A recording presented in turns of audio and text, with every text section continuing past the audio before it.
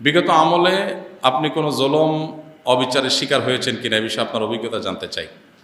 ভাই, খুব ভালো ভালো প্রশ্ন আপনারা বাছাই করে করে মাশাআল্লাহ আজকের জন্য নিয়ে আসছেন দেখা যাচ্ছে। দেখুন, অভিজ্ঞতা আমাদের সবারই কম বেশি তিক্ত অভিজ্ঞতা আছে। একটা সমাজ যখন করাপ্টেড হয়ে যায় তখন সমাজের কেউই ভালো থাকে না। এই নারায়ণগঞ্জের এসপির অফিসে আমাকে নিয়ে এমন অকথ্য ভাষায় গালিগালাজ করা হয়েছে, বেশি দিন আগের কথা না। এবং এই সিদ্ধিরগঞ্জ থানার ওসি ছিলেন, আমি নাম আর বললাম না। ওসি সাহেব তিনি ভালো মানুষ ছিলেন, আমার পক্ষে ছিলেন। আমি একটা মাসআলা দেওয়ার কারণে সেখানে আমাকে ডেকে নিয়ে অকথ্য গালিগালাজ, আর ওসিরে বলতেছে যে থানায় নিয়ে প্লাস দিয়া হাত পায়ের নকুটে দিবা, আমার সামনে বসায় রেখা। বুঝতে পেরেছেন? খুব গর্ব করে তিনি অমুক ছাত্র রাজনীতি করতেন, গর্ব করে বলতেছেন আমি ছাত্রলীগের রাজনীতি করতাম। এই নারায়ণগঞ্জের এসপি, এই বর্তমান এসপির কথা আমি বলছি না, এর আগে যিনি ছিলেন। তো এটা আমাকে বসায় নিয়ে থ্রেট দেওয়া মাসআলা, আমি ওনাকে বললাম আমার মাসআলা বলার ক্ষেত্রে কথা বলার অধিকার থাকবে আলেমদের। আপনি পুলিশ হিসেবে আপনি তো বলতে পারেন না মাসআলা আমি কোনটা বলবো কোনটা বলবো না, কোনটা সঠিক কোনটা বেঠিক, এটা তো আপনার বলার বিষয় না, তো আলেমরা বলতে পারে। তো উনি খেপে গেলেন এবং সবার সামনে যাচ্ছে তা আচরণ করলেন। কত শত অভিজ্ঞতা আছে, এগুলো তো আমি সব কিছু বলার সুযোগ পাই না, আর বিশেষ করে বলতেই তো পারি না। কারণ কোনো স্ট্যাটাস আমরা লিখেছি, সেখানে দেখা গেছে যে 5টা এজেন্সি থেকে ফোন চলে আসছে, হ্যাঁ আপনি এটা কেন লিখলেন, ওইটা কেন লিখলেন, চাপাচাপি শুরু হয়ে গেছে। আমাদের ফাউন্ডেশনের সমস্ত হিসাব নিকাশ পুঙ্খানুপুঙ্খভাবে রাখার পর সেটা আবার আমরা ভালো অডিট ফার্মের মাধ্যমে অডিট করে একেবারে এমনভাবে রাখি যে তিল তিল করে আমরা হিসাব ফেসবুকে পর্যন্ত দিয়ে দিই, কোনটা কত দিয়ে কিনি সেটা পর্যন্ত আমরা দিয়ে দিই। এত কিছুর পরও দেখা গেল যে আমাদেরকে বিভিন্নভাবে নাজেহাল করার চেষ্টা করা হতো কোনো লোক। আলহামদুলিল্লাহ এর মধ্যেও প্রশাসনের উপরস্থ কিছু কিছু মানুষ পরেশান করলেও নিচু পর্যায়ের বা মাঝারি বা কোনো উপরস্থ কর্মকর্তাদের সহযোগিতাও ছিল। তাদের সহায়তা না থাকলে এতদূর আমরা আসতে পারতাম না। কিন্তু একটা বড় অংশ আমাদেরকে দৌড়ের উপর রাখতো। ইস্তেসকার নামাজের ঘোষণা দিছি, আমার বাসার নিচে দেখি যে বিভিন্ন গোয়েন্দা সংস্থার গাড়ি বোঝাই করা, মানসিকভাবে পেরেশানি। বাবা ইস্তেসকার নামাজ পড়বো, একটা নিরীহ একটা ইবাদত, আল্লাহর কাছে দোয়া করবো দেশের ভালোর জন্য। সেখানে দেখা গেল যে আমি বাসার থেকে বের হইতে না হইতে দেখি যে একেবারে চারপাশে ঘিরে ধরছে। সোজা কথা, মানসিক চাপ যেটাকে বলে সেটা দিয়ে রাখা। কত কাহিনী এবং কত ঘটনা যে ঘটেছে সেটা তো বলানো। জোর করে সরকারি বিভিন্ন অনুষ্ঠানে নেওয়ার জন্য একবার একজন এডিশনাল এসপি, তার নামটা আমার মোবাইলে সেভ করা আছে, আমি নাম আর বললাম না, উনি ফোন দিয়ে বলতেছেন যে আমি অমুক। তো আমি বললাম হ্যাঁ বলেন। তো উনি বলতেছিলেন যে আমাকে সব হুজুররা কিন্তু চিনে, খুব নেগেটিভভাবে বলতেছেন, মানে হুজুরদের সব সাইজ করি আমি, আমার নাম সব হুজুরদের মুখস্থ, আপনার সাথে আমার প্রথম কথা হচ্ছে। এটা হলো শুরুতেই কথা না।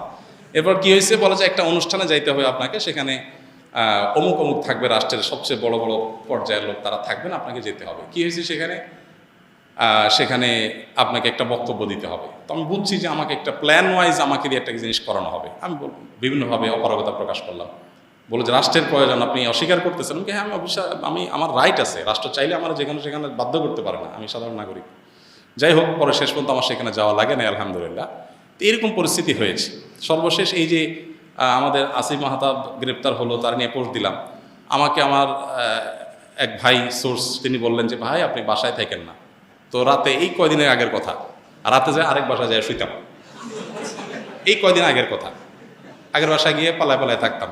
একদিন আসরের পরে বাসার সামনে মোটরসাইকেলে 2টা লোক আসছে। আমার বাসা এমন এক জায়গায়, আশেপাশে কোনো মানুষজন নাই, এখানে কেউ রিক্সাও চলে না, কোনো সাধারণ গাড়ি দিয়ে নিজস্ব গাড়ি ছাড়া যাওয়ার সুযোগ নেই। এরকম একটা জায়গায় থাকি আমি, সব মরুভূমি, আশেপাশে ঘাস, মানুষজন নাই। সেখানে কোনো মানুষ আসা তো স্বাভাবিক না। 2জন মানুষ আসরের আগ থেকে আইসা অপেক্ষা করলো। তারা মনে করেন এত লম্বা সময় আসে, নিশ্চয়ই ওয়াশরুমে গেছে লম্বা সময় ধরে। মাগরিবের নামাজ পড়লাম, ওযু ছাড়াই নামাজ পড়লো আমাদের সাথে। ওখানে যে জামাত হয় এটা জানার কথা না, আমার বাসার নিচে গ্যারেজে ছোট্ট করে একটা রুমে আমরা জামাতে নামাজ পড়ি। যাই হোক, এরপরে যাওয়ার সময় আমাদের একজনকে জিজ্ঞেস করলো অমুককে তমুককে, নাম জিজ্ঞেস করলো, তখন আমরা বুঝলাম যে এটা সংস্থার লোক। তো এইভাবে দৌড়ের উপরে এদেশের সবাই কম বেশি ছিল, নানাভাবে ছিল। আমার নামে ফাইল তৈরি করা হয়েছে, এমন ফাইল হয়েছে যে আমাদেরকে অনেকে বলতো যে আপনার ফাইল এমন মোটা হয়েছে যে কোনো মুহূর্তে আপনাকে ধরবে। এই আন্দোলন যদি না হইতো আর সফল যদি না হইতো, তো হয়তো এরপরে আমাদেরকে আয়নাঘরে যাওয়া লাগতো। বুঝে আসছে কথা? তো এরকম একটা পরিস্থিতি এই দেশে তৈরি হয়েছে যে আসলে আমরা কেউ যে খুব ভালো ছিলাম বা ভালো থাকতে পারি সে সুযোগ কারোরই নাই। এরপরও আমরা আসলে সংগ্রাম করে চেষ্টা করে যতটুকু সম্ভব চেষ্টা করেছি অস্তিত্বটা টিকে রাখার জন্য। তার জন্য যে কত মূল্য দিতে হয়েছে, কত থ্রেট, এগুলো হজম করতে হয়েছে, সকাল বিকাল পালায় বেড়াইতে হয়েছে, হ্যাঁ, বিভিন্নভাবে টোপ দেওয়া হতো যে সরকারি এই সুবিধা নেন, ওই সুবিধা নেন। আলহামদুলিল্লাহ কখনও সেই সুবিধাগুলো আমরা গ্রহণ করি নাই, এবং এ ব্যাপারে আল্লাহ তালা আমাদেরকে গাইড করেছেন। এবং দোয়া করি আল্লাহ তালা আমাদের প্রিয় দেশটাকে এমন নিরাপদ করে দেয়, কেউ কাউকে ভয় করে চলতে হবে না। আল্লাহ যেন সেরকম নিরাপদ করে দেন, এবং আমরা সবসময় আল্লাহর কাছে দোয়া করি আল্লাহ তালা যেন এরকম। আমি এর পাশাপাশি প্রশাসনের ভাইদের, কিছু ভাইদের কথা বলবো যে আলহামদুলিল্লাহ এই খারাপের মধ্যেও কিছু ভালো মানুষ বিভিন্ন পর্যায়ে আছেন যারা টুকটাক সহযোগিতা করেছেন। তবে বেশিরভাগ ক্ষেত্রেই আমরা এ ধরনের নাজেহালের শিকার হয়েছি। আল্লাহ আমাদেরকে নিরাপদ একটি দেশ, নিরাপদ একটা ভূমি পাওয়ার তৌফিক দান করুন। আমাদের সমস্ত কষ্টগুলোকে আল্লাহ তাআলা দূর করে দিন। সকল মাজলুমের জুলুমের অবসান হয়ে যাক, সকল বৈষম্য দূর হয়ে যাক। মানুষ পেটে ভাতে যাই খায় থাকে অন্তত নিরাপদে যেন থাকতে পারে, কোনো থ্রেড, কোনো হুমকির মধ্যে যেন থাকতে না হয়। কোনো একটা কথা লিখলে, কোনো একটা কথা বললে যদি 5টা টেলিফোন আসে আর চাপ আসতে থাকে, তাহলে মানুষ স্বাধীনভাবে কোনো কথা বলতে পারে না। আর মানুষ যখন লেজ বড় হয় বা গাছ যখন বড় হয়, তখন বাতাসও বেশি ধরে। কাজ যাদের যত বেশি, তাদের উপরে প্রেশারও তত বেশি আসে। আল্লাহ তাআলা এই প্রেশার মুক্তভাবে, অন্তত অন্যায়ভাবে যে প্রেশারগুলো হয়, এগুলো মুক্তভাবে আল্লাহ তাআলা আমাদের সবাইকে এই প্রিয় মাতৃভূমিতে চলার তৌফিক দান করুন। আমি হানাফি মাযহাবের অনুসারী। আমার 2 মেয়ে, 1 ছেলে। আমার ছেলে মেয়েদের লেখাপড়া নিয়ে হতাশাগ্রস্ত, কারণ আমি আমার সন্তানদেরকে ইসলামিক শিক্ষা শিক্ষিত করতে চাই। এই জন্য আপনার প্রতিষ্ঠানে যোগাযোগ করেছিলাম। জানতে পারলাম আপনার প্রতিষ্ঠানে ক্লাস 4 পর্যন্ত ক্লাস চালু আছে। আমার 1 মেয়ে ক্লাস 4, একজন ক্লাস 5 এমত অবস্থায় আমার সন্তানদের। যাই হোক, অনেক লম্বা চিঠি দেখা যাচ্ছে, যাই হোক তাও পড়ে ফেলি। আমার সন্তানদেরকে আপনার প্রতিষ্ঠানের মতো অন্য কোনো ভালো মানের প্রতিষ্ঠানের জন্য দেখুন। আপনার প্রতিষ্ঠান ছেলেকে, আপনাদের অনেকেই আছেন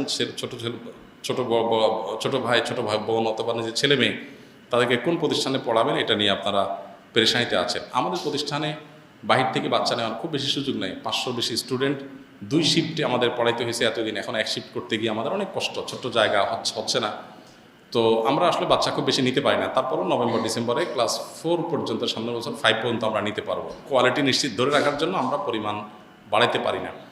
তো আপনার বাসা আশেপাশে কোন প্রতিষ্ঠানে দিলে ভালো হবে, এটা জানার জন্য আপনি কোনো ভালো আলেমের শরণাপন্ন হন। যদি আমাদের সহযোগিতা চান, তাহলে আসুন্নাহ ফাউন্ডেশনের অফিস টাইমে যাবেন, সকাল 9টা থেকে বিকাল 5টা পর্যন্ত। শুক্রবার ছাড়া যে কোনো দিন গেলে সেখানে আলেমরা, আমাদের তৈরি করা হাতে গড়া ট্রেনিংপ্রাপ্ত আলেমরা আছেন, ওনারা ইনশাআল্লাহ আপনাকে গাইড করবেন।